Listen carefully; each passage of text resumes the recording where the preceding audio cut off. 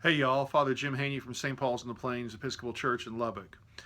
This is the time of year when we've got pink hearts and red hearts and candy-filled hearts and chocolate hearts all around us. We're approaching Valentine's Day next week. And I think of all the love songs we have in our culture. Of course, love is a wonderful thing.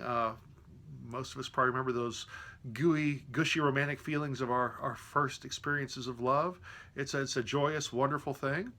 Also, we have lots of songs about love, lots of great country songs, pop songs, rock songs about love. But there are also those other songs, the songs about love gone wrong, love gone bad. Country music's especially good with that. I've got an entire playlist of songs about, I call it Bad Country Love is the name of the playlist. But there's one song that I just adore that is somewhere in between the two of those. Not really good love and not really bad love.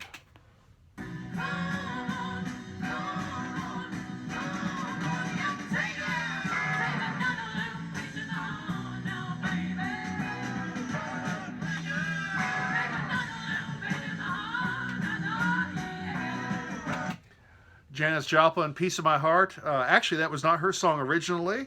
It belonged to Emma Franklin, Aretha's sister, but Janis's cover of that song is probably the most famous version of it, though I like Sammy Hagar's version too, but that's another story. But in that song, Janis is lamenting that her beloved doesn't love her as much as she loves him, and she keeps trying. She keeps giving pieces of her heart to him, and it just never seems to be enough. And it's a very, very poignant song. Her feelings for him are different than apparently his feelings for her. And when I think of God and the way God's love is so steadfast and so perfect, and the way we often fall short, I think that applies to us as well. Jesus is such a wonderful example of perfect sacrificial love. And in response to that love, what do? Well, we hang him on a cross eventually. We kill him in response to his love for us. There's a wonderful statement in the book of Revelation. Jesus is speaking to 7 of the churches in what we would call southwest Turkey. And the first of those 7 messages, the risen Christ is speaking to the church in Ephesus. And he compliments the Ephesians on various things, their hard work, their patience, their adherence to the faith, and their willingness to suffer for the gospel. And yet he says, there's something I have against you. And this is what it is. The love you felt at first, you've now lost. Think from what height you've fallen. Repent and love as you once did. And I think that's a terribly sad thing for Jesus to be saying to his bride, his people, his church. The love that you once had, the love that I have for you, you're not returning in the same degree.